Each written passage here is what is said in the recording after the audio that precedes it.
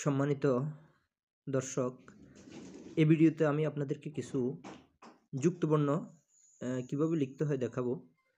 চলুন শুরু করা যাক। আমরা ক্ষীয় এই বর্ণটা আমরা লিখব প্রথমে ক, এরপর আমরা এই যে হসন্ত চিহ্নটা দিব, তারপর আমরা দিব এই যে মূর্ধন্য ষ, এই যে ক্ষীয়। যেমন ক্ষীয় দিয়ে আমি একটি শব্দ লিখি, যেমন শিক্ষক। শিক্ষক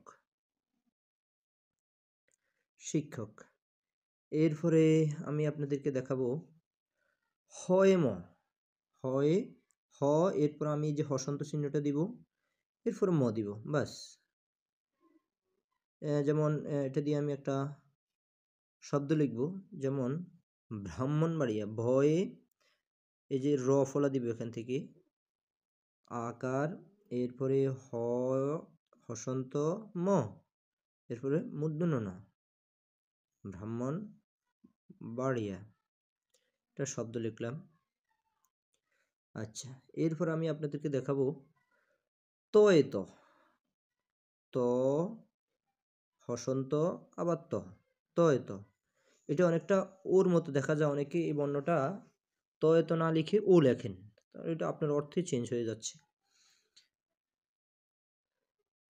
একটা শব্দ লিখি, যেমন উত্তম। তয়েত ম, উত্তম। এরপরে আমি আপনাদেরকে দেখাবো তয় রফলা। এই বর্ণটি লিখতে গিয়ে অনেকে ভুল করেন, অনেকে এ দেন, যার কারণে অর্থে চেঞ্জ হয়ে যায়।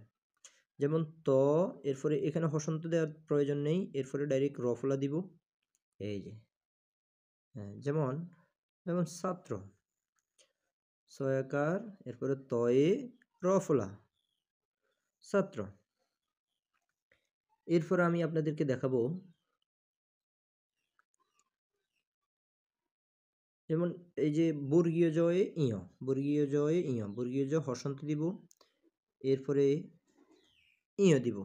হ্যাঁ, এই বর্ণটি আমরা যেমন বিজ্ঞান, একটা শব্দ লিখি বর্ণটি দিয়ে, বিজ্ঞান, বর্গীয় জয় হসন্ত,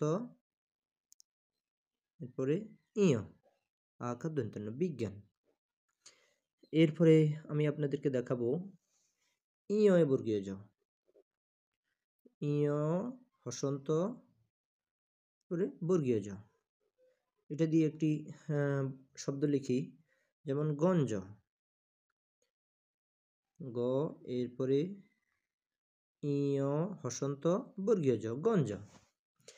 এরকম যে কোনো যুক্তবর্ণ সম্পর্কে যদি কোনো জানার আগ্রহ থাকে, কমেন্ট করে জানাতে পারেন, ইনশাল্লাহ সেটার সমাধান দেখব, আমরা সমাধান করে দিব।